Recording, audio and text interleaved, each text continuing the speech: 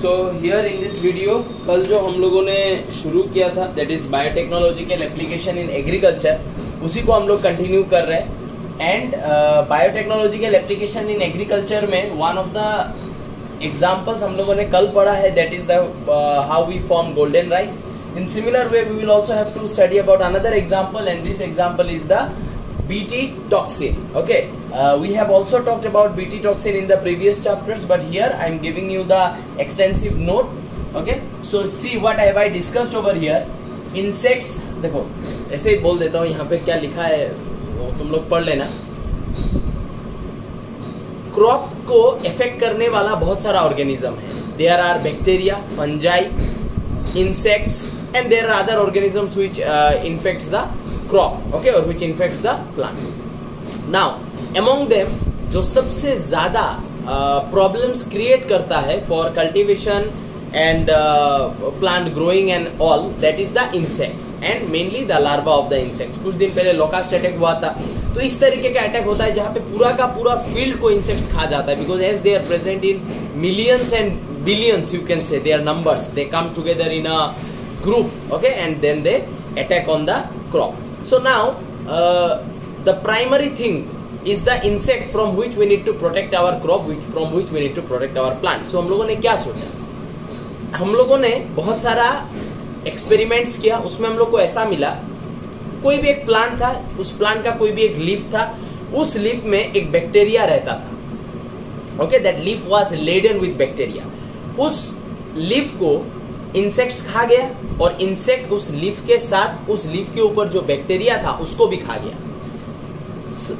बहुत सारा ईयर्स से खा रहा है, बैक्टीरिया भी इंसेक्ट्स के गट में जाके डाइजेस्ट हो जाता है। तो बैक्टीरिया धीरे धीरे क्या किया, इवोल्यूशन करने लगा, and bacteria has slowly develop some kind of resistance towards this phenomenon जो अभी हम लोगों ने डिस्कस किया। क्या रेजिस्टेंस, बैक्टीरिया ने अपने अंदर कुछ ऐसा टॉक्सिन्स बनाना स्टार्ट किया जो टॉक्सिन्स एक्टिवेट होता है when it comes in the gut वाला कंडीशन ऑफ एन इंसेक्ट। जब इंसेक्ट के गट के अंदर जाएगा तो बैक्टीरिया के अंदर ऑटोमेटिकली एक जीन एक्सप्रेस होने लगेगा और वो जीन प्रोड्यूस करेगा कुछ टॉक्सिन्स। जो टॉक्सिन्स इंसेक्ट के मिड गट का जो इनर वॉल होता है, जो इनर वॉल के मदद से मिड गट का हम लोगों ने कॉकरोच में पढ़ा है, मिड गट का जो इनर वॉल होता है वो क्या होता है, that is mainly what does it do, it does the absorption, digestion and absorption is the phenomenon which occurs mainly in the mid gut of the insects. तो वो जो epithelium of the mid gut है जो digestion and absorption करने में मदद करता है, उसी को ये टॉक्सिन डिस्ट्रॉय कर देता है, जिसके वजह से इंसेक्ट खाना तो खाएगा लेकिन वो खाना एब्जॉर्ब नहीं हो पाएगा क्योंकि उसका मिड गट का इपिथेलियम बैक्टीरिया ने अपने टॉक्सिन से डिस्ट्रॉय कर दिया है। So under that condition the insect will die out of starvation, ठीक है ना। सो ये एक फिनोमिनन हम लोगों ने डिस्कवर किया जहां पे हम लोगों ने एक बैक्टीरिया का ability to kill an insect को हम लोगों ने पढ़ा, और फिर हम लोगों ने सोचा क्यों ना बैक्टीरिया के अंदर से ये जीन हम लोग निकाल लें जो जीन बैक्टीरिया में ये टॉक्सिन प्रोड्यूस करता है। तो उस जीन को हम लोगों ने निकाला जो एंडोटॉक्सिन प्रोड्यूस करता है, ठीक है, बैक्टीरिया के अंदर से। बैक्टीरिया का नाम था बेसिलस thuringiensis, है ना, तो इसलिए उसके अंदर से टॉक्सिन प्रोड्यूसिंग जीन निकाल के इस जीन को एग्रोबैक्टीरियम ट्यूमेफेशियंस में डाल दिया और उससे प्लांट में ट्रांसफर करवा दिया। अब प्लांट का जितना भी बॉडी पार्ट्स होगा उन सब बॉडी पार्ट्स में ये जो जीन है, ये जीन क्या करेगा, ये जीन एक टॉक्सिन का प्रोड्यूस करेगा जो होगा स्पीसीज स्पेसिफिक। दैट मीन्स अगर उस लीफ को, उस प्लांट का लीफ को अगर हम लोग खाएं तो हमारे अंदर जाके वो एंडोटॉक्सिन कुछ नहीं करेगा, लेकिन अगर कोई स्पेसिफिक इंसेक्ट अगर उस लीफ को या प्लांट के किसी भी पार्ट को अगर खा ले तो उसके अंदर में ये टॉक्सिन उसको मार देगा, ठीक है ना। यही फिनोमिनन है जो यहाँ पे मैंने लिखा है, यही देखो, insects Yeats plant or its parts along with which the insects also eats bacteria or other microbes laden in the leaf or other parts, ठीक है। अभी जो समझाया वही कि लीफ पार्ट के साथ बैक्टीरिया वगैरह को भी खा लेगा insect. Few bacteria such as Bacillus thuringiensis develops a defense mechanism against such insect, ठीक है। इतना साल से खा रहा है लेकिन बैक्टीरिया को भी तो अपने आप को बचाना है, survival of the fittest, evolutionary competition, bacteria भी तो शो करेगा। तो बैक्टीरिया ने कुछ डिफेंस मैकेनिज्म डेवलप किया। क्या डेवलप किया, whenever an insect eats them it produces some intracellular crystalline bodies that contains an endotoxin insecticidal protein. Insecticidal माने insect killing protein. These proteins bind to the midgut of the insects and damages the internal epithelium, the epithelium which does digestion and absorption mainly by doing cell swelling and cell lysis. Okay, so the insects dies out of starvation. This endotoxin is called Bt toxin. This gene of the bacteria जो ये endotoxin या Bt toxin produce करता है is transferred in the body of the plants. कैसे करते हैं transfer? I just told you, which creates an effective biopesticide. Effective biopesticide biological method है ये, और प्लांट अपना खुद का डिफेंस खुद कर रहा है। ये कोई यहाँ पे कोई केमिकल एक्सटर्नली देने का जरूरत नहीं है। एग्जाम्पल क्या क्या हम लोग बना सकते हैं? BT cotton, corn, rice, tomato, potato, soybean etcetera. बहुत सारा प्लांट्स हम लोग आजकल बनाते हैं, मतलब सेल्फ डिफेंस वाला बना देते हैं with the help of biotechnology by doing this thing. Okay, इन सब के आगे बीटी बीटी लगेगा, मैंने सिर्फ एक में ही लिखा है, बाकी सब suppose there is any plant which has received this gene तो उसके नाम के आगे बीटी लग जाएगा। ठीक है, तो इसका नोट बनाओ, आगे का पोर्शन में चलते हैं। तो यहाँ पे देखो बीटी टॉक्सिन का और भी थोड़ा सा इंफॉर्मेशन यहाँ पे दिया है, जैसे कि दिस टॉक्सिन माने बीटी टॉक्सिन का बात ही चल रहा है, is encoded bye a gene named cry. Why cry? Because this toxin is crystalline in nature, hence gene का नाम हम लोगों ने क्राई दिया है। These genes are effective against various types of insects. Example यहाँ पे दिया है Lepidopterans, Coleopterans, Dipterans, ये सब insects को मार देगा। As I told you, toxins are species specific, is not it? There are number of such genes. ये जो point है, ये point बहुत important है from the entrance point of view. Entrance में बहुत ज़्यादा question इससे आता है। जैसे कि बोला जा रहा है कि क्राई जो जीन है वो बहुत सारा जीन है, बिकॉज ऐसा तो नहीं होगा कि कोई एक ही बैक्टीरिया ने रेजिस्टेंस डेवलप किया होगा।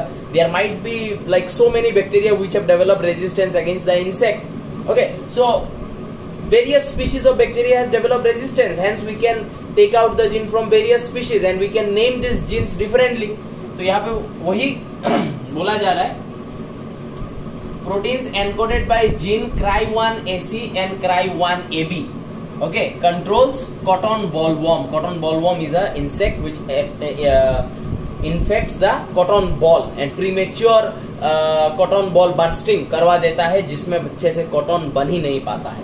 and that of CRY1AB, corn borer. Corn is such a important crop for our livelihood, is not it? so corn को इन्फेक्ट करता है, कॉर्न बोरर बोल के एक इंसेक्ट है, तो उसको मारने के लिए भी एक automatic bio engineering defence technique हम लोग cotton as well as corn plants में डाल सकते हैं by putting this type of genes inside them with the help of any suitable factor. Okay, so this is what we need to know from the portion of Bt toxin. So your Bt toxin portion is discussed. Now we will go into the gene subtraction, gene addition. You know what is gene addition? We have discussed about gene addition in the previous chapter, and little bit we did it yesterday also in the introductory portion. Now we will talk about gene subtraction. What is gene subtraction? Okay. Now you see gene subtraction का phenomenon, thought, ये क्या है उसको मैं अभी explain कर रहा हूँ, फिर नोट से हम लोग इसको समझेंगे। और जीन सब्सट्रैक्शन का मतलब सपोज ये एक बैक्टीरिया हो गया, ठीक है, ये एक बैक्टीरिया हो गया, ठीक है, एंड ये जो बैक्टीरिया है, ये बैक्टीरिया के अंदर सपोज ये हो गया वायरस। मैं बैक्टीरिया और वायरस के मदद से तुम लोग को समझाता हूँ। वायरस के पास जो जेनेटिक मटेरियल है उसके साथ प्रेजेंट है रिवर्स ट्रांसक्रिप्टेस मॉलिक्यूल, जिसके बारे में मैंने बोला। This reverse transcriptase molecule has the ability of converting single stranded RNA into a double stranded DNA. Okay, so ये जो अंदर में है वो है एक single stranded RNA, ssRNA, and ये जो है this is reverse transcriptase, RT. तो रिवर्स ट्रांसक्रिप्टेस के पास एबिलिटी है कि वो सिंगल स्ट्रैंडेड आरएनए को डबल स्ट्रैंडेड आरएनए में कन्वर्ट कर दे। व्हाई? ये वायरस जब बैक्टीरिया के कांटेक्ट में आएगा, ये वायरस अपना जेनेटिक मटेरियल इसमें डालेगा। ये जेनेटिक मटेरियल इसके अंदर आने के बाद रिवर्स ट्रांसक्रिप्टेस अपना काम करेगा एंड इस सिंगल स्ट्रैंडेड स्ट्रक्चर को डबल स्ट्रैंडेड स्ट्रक्चर में कन्वर्ट किया जाएगा। ये देखो यहाँ पे सिंगल स्ट्रैंडेड है, यहाँ पे डबल स्ट्रैंडेड बन गया वायरस का जेनेटिक मटेरियल। क्यों बना? इसलिए बना सो दैट इस बैक्टीरिया के अंदर का जो डीएनए है उस डीएनए के साथ ये अपने आप को चिपका सके। पकड़ लो, बैक्टीरिया के अंदर ये है बैक्टीरिया का अपना लीनियर डीएनए है, सर्कुलर नहीं बना रहा हूं, लीनियर। अब इस वायरस के जेनेटिक मटेरियल को इसके साथ ऐड होना है। ये सिंगल स्ट्रैंडेड होके तो ऐड नहीं हो सकता है ना, इसको डबल स्ट्रैंडेड बनना पड़ेगा। इसलिए वायरस अपने साथ रिवर्स ट्रांसक्रिप्टेज भेजता है जो इसको डबल स्ट्रैंडेड बनाएगा। एंड अब ये जो डबल स्ट्रैंडेड है वो आके यहाँ पे क्या हो जाएगा, सुइटेबली अपने आप को अटैच कर सकता है।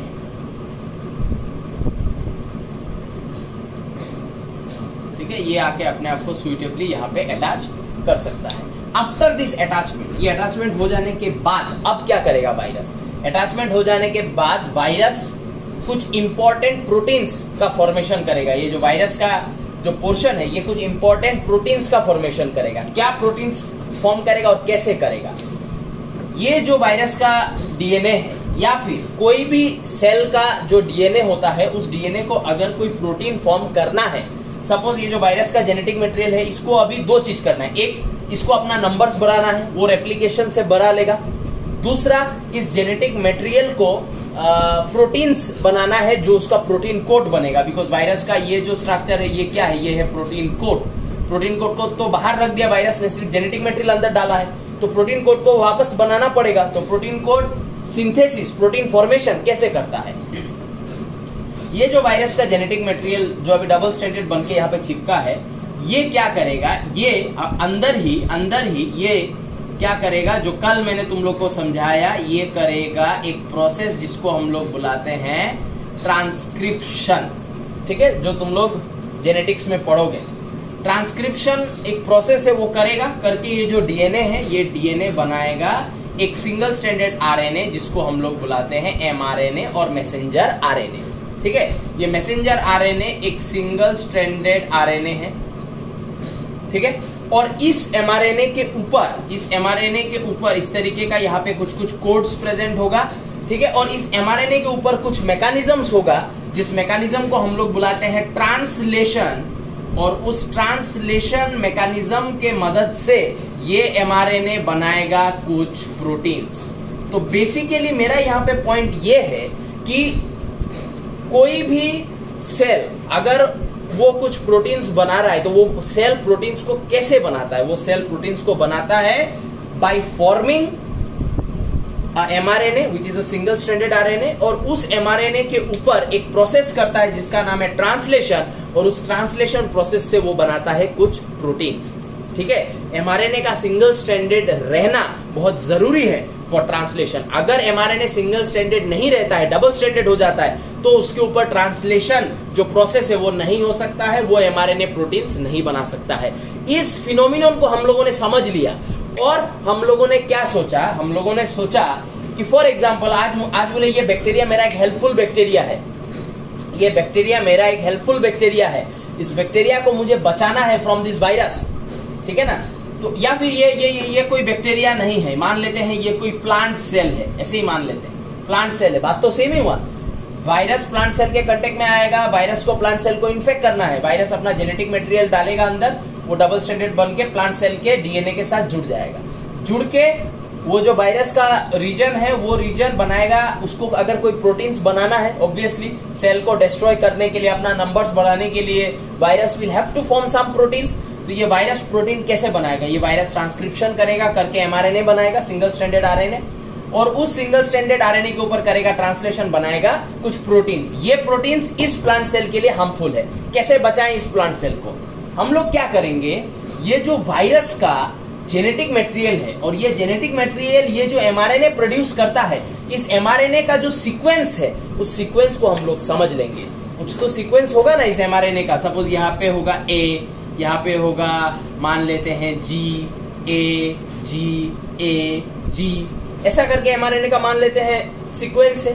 ठीक है ना, तो ये जो एमआरएनए का सीक्वेंस है, ठीक है, इस सीक्वेंस को हम लोग समझ लेंगे, और समझ के हम लोग क्या करेंगे, इस सीक्वेंस का एक कंप्लीमेंट्री सीक्वेंस, इस सीक्वेंस का एक कंप्लीमेंट्री सीक्वेंस का हम लोग फॉर्मेशन करेंगे बाहर लैब में, लेबोरेटरी कंडीशन में हम लोग हम लोग को पता है ये वायरस इस प्लांट सेल को इन्फेक्ट करेगा तो ऐसा एक mRNA बनाएगा जिसका कोड ये रहेगा।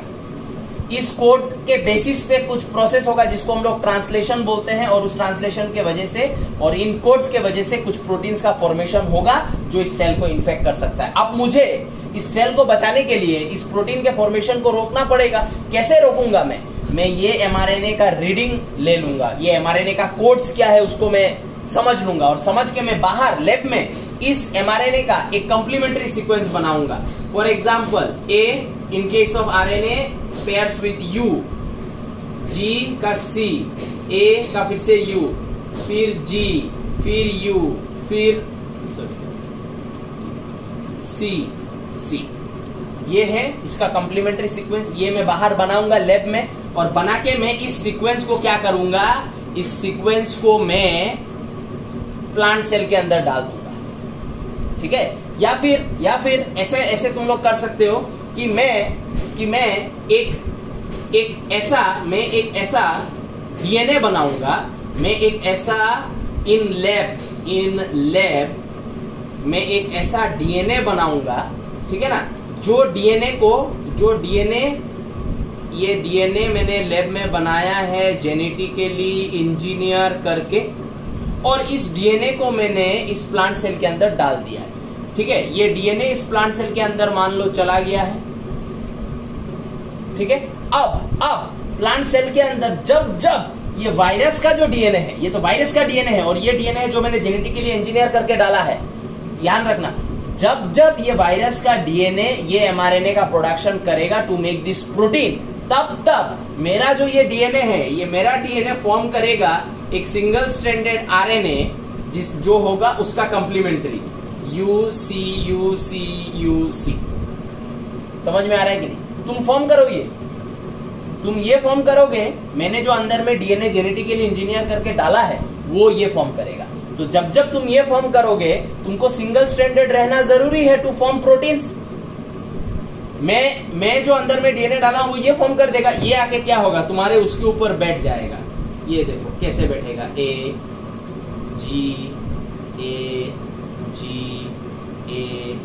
G, देखो बैठ जाएगा, ऐसे बैठ जाएगा, पेयरिंग हो जाएगा दोनों में। तो पेयरिंग हो जाने के बाद ये क्या हो जाएगा, ये बन जाएगा double stranded RNA, and double stranded RNA can not form proteins.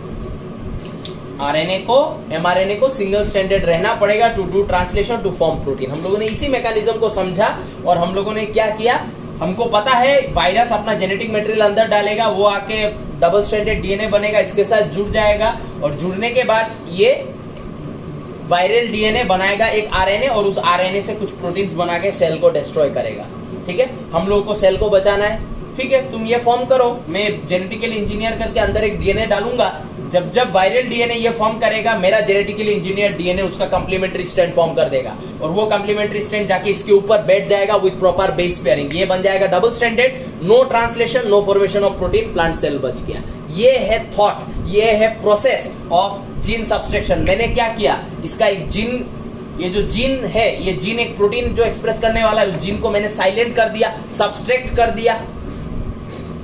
समझ में आया कि नहीं? इसको हम लोग ऐसे भी कर सकते हैं, वायरस को अगर यहां से हम लोग निकाल दे, आई होप वायरस वाला समझ में आया, लेकिन वायरस को अगर मैं यहां से निकाल दूं तो ऐसे इसको ऐसे भी एक एग्जांपल से मैं समझाना चाहता हूं।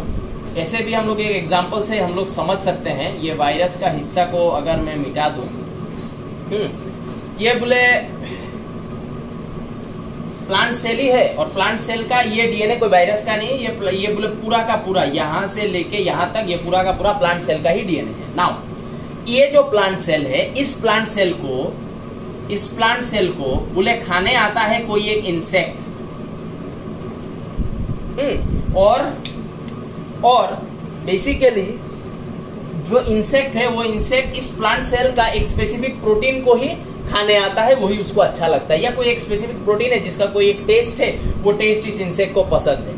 ठीक है, अब मुझे लोकेट करना है ये इंसेक्ट ऐसा कौन सा टेस्ट वाला प्रोटीन है जिसको खाने आता है।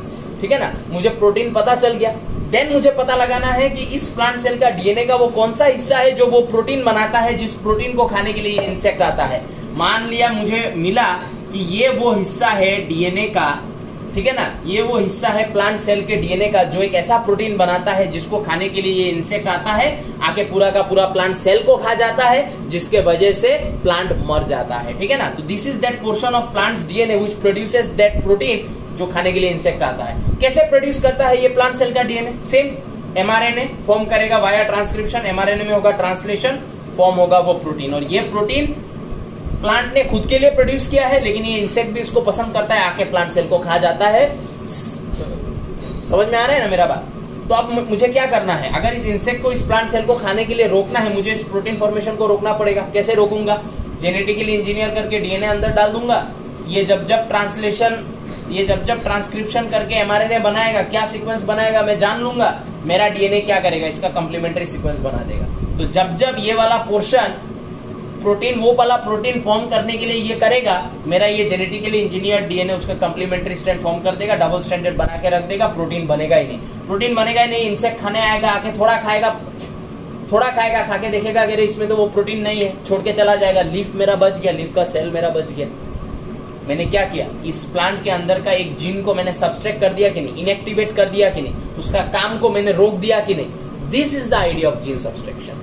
सो आई होप ये जीन सब्सट्रैक्शन समझ में आया है। अब थोड़ा नोट में इसको डिस्कस करेंगे and also some important examples भी हम लोग डिस्कस करेंगे, ठीक है। नोट्स बना लो। सो यहाँ पे जीन सब्सट्रैक्शन जो अभी समझाया तुम लोग को, उसका नोट दिया है। Another method to change the genotype of a plant, एक है जीन एडिशन, दूसरा है ये gene subtraction. By either, how you will do this, by either inactivation of the gene or sometimes knockout of the gene. That means you will basically silence the gene, you will not allow that gene to synthesize or produce proteins. Use of antisense RNA, वो जो मैंने बोला plant cell में जो DNA मैं डालूंगा, ठीक है ना, अभी जो डिस्कस किया था, ये प्लांट सेल का अपना डीएनए है, और प्लांट सेल का जो ये अपना डीएनए है, इस डीएनए का ये जो पोर्शन है, ये पोर्शन कुछ ऐसा प्रोटीन बना रहा है जो इंसेक्ट्स को अट्रैक्ट कर रहा है प्लांट लीफ को खाने के लिए। अब मुझे इस जीन को साइलेंस करना है, इस जीन को प्रोटीन फॉर्मेशन को रोकना है। मैं क्या करूंगा, मैं इस सेल के अंदर एक ऐसा डीएनए डालूंगा कि जब ये वाला जीन एक एमआरएनए फॉर्म करेगा, ये उसका कंप्लीमेंट्री सीक्वेंस फॉर्म कर देगा। तो ये जो कंप्लीमेंट्री सीक्वेंस फॉर्म कर रहा है उसको हम लोग क्या बुला रहे हैं, एंटीसेंस आरएनए या फिर आरएनए इंटरफेरेंस। क्यों?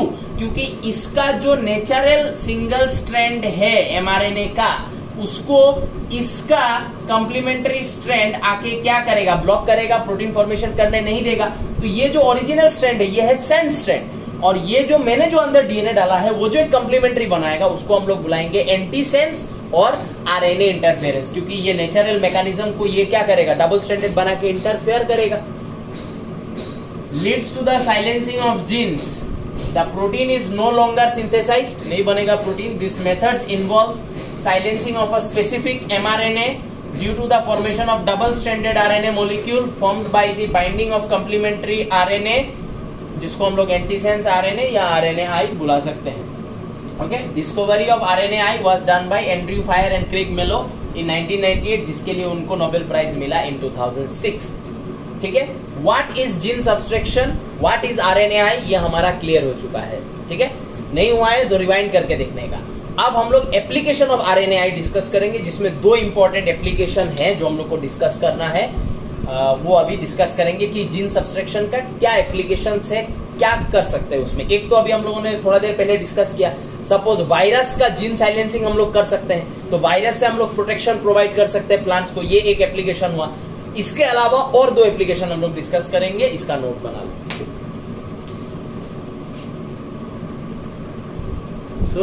यहाँ पे देखो एप्लीकेशन ऑफ आरएनएआई डिस्कस किया है। पहला लिख दिया है डिफेंस मैकेनिज्म अगेंस्ट वायरसेस, ठीक है।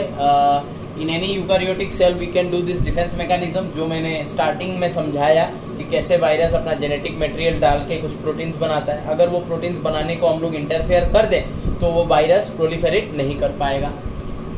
उसके बाद सेकेंड एप्लीकेशन एक और बताऊंगा, a nematode. Nematode is a aschelminthes, is not it, round worm called Meloidogyne incognita, ठीक है। Infects the root of tobacco plants causing a great reduction in yield. And tobacco plant का root को infect करता है, tobacco yield को interfere करता है. ये तो बहुत बड़ा बात हो गया, क्योंकि हर देश में tobacco का use is very high in forms of cigarette, cigar, blah blah, whatever it is. It is very high tobacco consumption, and tobacco provides a huge tax benefit to the government. ठीक है ना. तो ये तो बहुत बड़ा बात हो गया कि tobacco plant में इन्फेक्शन हो रहा है, तो इसको तो ठीक करना पड़ेगा. तो कैसे ठीक करेंगे वो हम लोग बात करेंगे. It feeds on the root cells. ये जो पैरासाइट है, ठीक है, round warm parasite, it feeds on the root cells of tobacco plant, causing the roots to grow into large galls or nodes. Root बड़ा बड़ा कुछ गॉल्स या nodes का फॉर्मेशन करता है, and such formation will reduce the plant's ability of absorbing minerals, water and other things from the ground soil, जिसके वजह से ग्रोथ नहीं हो पाएगा. ठीक है. Hence this nematode is also called as root node nematode. Okay. अब इसका क्या उपाय हम लोग निकालेंगे with the help of RNAi. ठीक है. देखो, using Agrobacterium tumefaciens, nematode specific genes were introduced into the host plant. ठीक है. जो होस्ट प्लांट है, उस होस्ट प्लांट में हम लोगों ने एक ऐसा जीन डाला है जो जीन इस पैरासाइट का स्पेसिफिक है. ठीक है. लेकिन पैरासाइट का स्पेसिफिक जीन हम लोग प्लांट में क्यों डाले हैं? क्योंकि द इंट्रोडक्शन ऑफ डीएनए, ये जो डीएनए हम लोगों ने नेमाटोड स्पेसिफिक जीन, ये डीएनए जो हम लोगों ने प्लांट में डाला है, was such that it produces double stranded RNA in the host cell. ठीक है. जो टोबैको प्लांट का सेल है, उस प्लांट सेल के अंदर हम लोगों ने एक डीएनए डाला है with the help of Agrobacterium tumefaciens. ये डीएनए इस सेल के अंदर कुछ डबल स्ट्रैंडेड आरएनए का प्रोडक्शन करता है. ठीक है. इसी रूट में, ये जो होस्ट सेल है, ये host cell basically root cell है. इसी रूट सेल में तो ये ऑर्गेनिज्म रहता है. तो ये जो डबल स्ट्रैंडेड आरएनए है, इसमें कुछ ऐसा एबिलिटी है कि ये double stranded RNA can enter inside the body of the nematode, और it can enter inside the cells of the nematode. समझ में आ रहा है मेरा बात?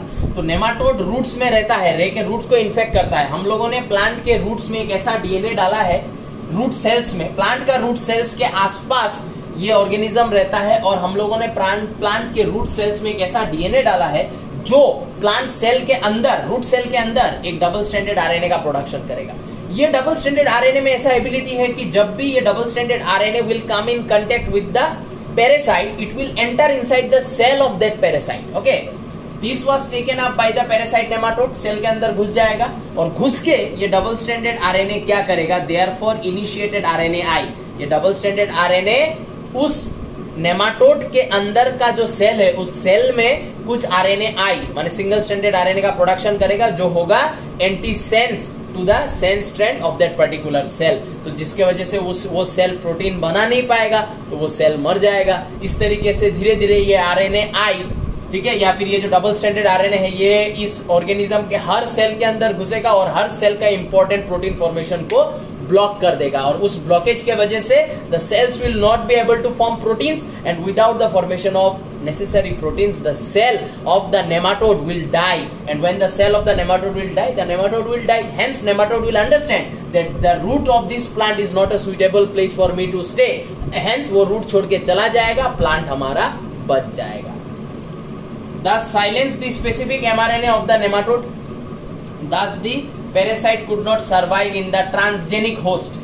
इस प्लांट में हम लोगों ने क्या किया है? एक बाहर से हम लोगों ने कुछ डाला है, और डाल के इसका जीन के साथ मैनिपुलेशन किया है. इस तरीके के प्लांट को क्या बुलाएंगे? जेनेटिकली मॉडिफाइड प्लांट या फिर transgenic plant. Expressing specific interfering RNA, the plant thus got itself protected from the parasite. जब पैरासाइट आके इसके रूट में रहने का कोशिश करेगा, हम लोगों ने इसके रूट में एक ऐसा डीएनए लगाया है, जो डीएनए रूट सेल्स में डबल स्ट्रैंडेड आरएनए का फॉर्मेशन करेगा. एंड जब ये double stranded RNA will come in contact with the parasite, it will enter inside the cell of the parasite, and cell के अंदर का कोई एक इंपॉर्टेंट जीन जो एक कुछ इंपॉर्टेंट प्रोटीन बनाता है, उसको इंटरफेयर कर देगा, उसको डबल स्ट्रैंडेड बना के उसका प्रोटीन बनाने का प्रोसेस को रोक देगा. तो वो सेल इंपॉर्टेंट प्रोटीन नहीं बना पाएगा जिस प्रोटीन के ऊपर वो सेल डिपेंडेंट है, तो वो सेल मर जाएगा. इस तरीके से बहुत सारा सेल मर गया तो एक टिश्यू मर गया, बहुत सारा टिश्यू मर गया तो ऑर्गेन मर गया, बहुत सारा ऑर्गेन मर गया तो ऑर्गेन सिस्टम मर गया, पैरासाइट मर गया.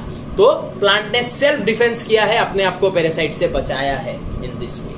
ठीक है. सो आई होप ये समझ में आया है? बिकॉज ये एम इनकॉग्निटा के ऊपर बहुत सारा क्वेश्चंस आता है, बोर्ड में भी काफी सारा क्वेश्चन आता है, तो इसको अच्छे से समझना जरूरी है। ठीक है, एक और एप्लीकेशन है, उसके बारे में बात करते हैं, इसका नोट बना लो। So this is the last part of today's discussion. तो यहाँ पे हम लोग बोल रहे हैं ये एक टोमेटो का सेल है, tomato cell, normal tomato cell बोला जा रहा है। नॉर्मल टोमेटो सेल के अंदर का ये एक डीएनए है। डीएनए का ये जो हिस्सा है, ये हिस्सा ट्रांसक्रिप्शन करके एक एमआरएनए बनाता है, और ये एमआरएनए ट्रांसलेशन करके कुछ प्रोटीन बनाता है।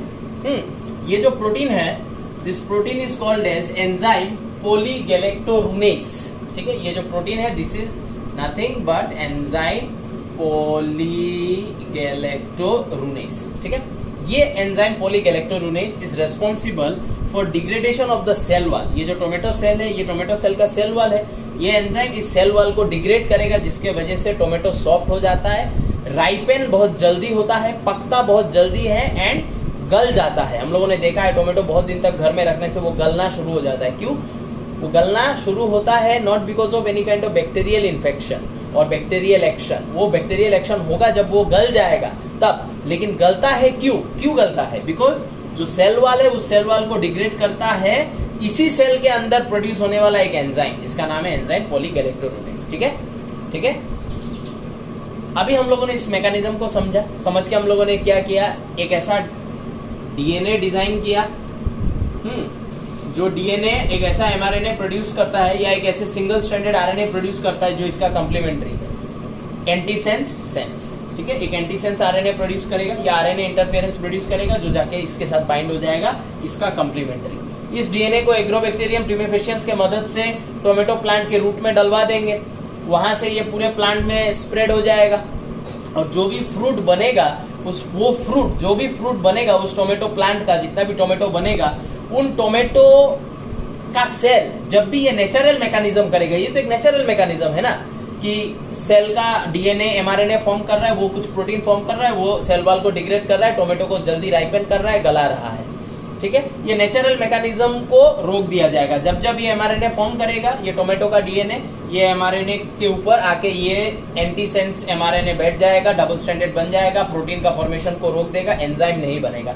एंजाइम नहीं बनेगा तो सेल वॉल डिग्रेडेशन नहीं होगा, टोमेटो ज्यादा लंबा टाइम तक फ्रेश रहेगा, ज्यादा लंबा टाइम तक कंज्यूमेबल वे में रहेगा। ठीक है, अच्छा, in natural tomato a gene expresses a protein called enzyme polyglycerolase which promotes softening of the fruit. Calgene, name of the scientist, used the technique of gene subtraction to block the production of this enzyme, as the non-availability of this enzyme prevents over-ripening because the enzyme is essential for degradation of cell walls. Thus, fruit remains fresh for over a longer period. Such fruit is called as flavour saver tomato. 30 days तक ये fresh रह सकता है, 30 days तक इसका cell wall को कुछ भी नहीं होगा, क्योंकि इसके अंदर एंजाइम पॉलीगैलेक्टोरूनेस का फॉर्मेशन को रोक दिया गया है। ठीक है, तो ये बेसिकली है पॉलीगैलेक्टोरूनेस, एजिंग को फास्ट करता है, राइपेनिंग को फास्ट कर देता है। इस एंजाइम को ब्लॉक कर दे तो ripening will become slow. That means there are other factors inside the tomato cell which will also promote ageing, not only this. ये पॉलीगैलेक्टोरूनेस फास्ट एजिंग करवाता है, बट एजिंग करवाने का अदर फैक्टर्स भी है। ठीक है, फास्ट एजिंग कराने वाले को हम लोग जीन सब्सट्रैक्शन से रोक देंगे तो एजिंग स्लो हो जाएगा। एजिंग स्लो हो जाएगा, टोमेटो ज्यादा लंबा टाइम तक फ्रेश रहेगा, आराम से हम लोग कंज्यूम कर पाएंगे। तो आज इतना ही मैं रखता हूँ। Will try to finish up the chapter in more 2 parts, 2 or 3 parts में भी। तो 2 or 3 parts में I will try to cover up. I hope you understood the portion. Keeping it here. Bye bye.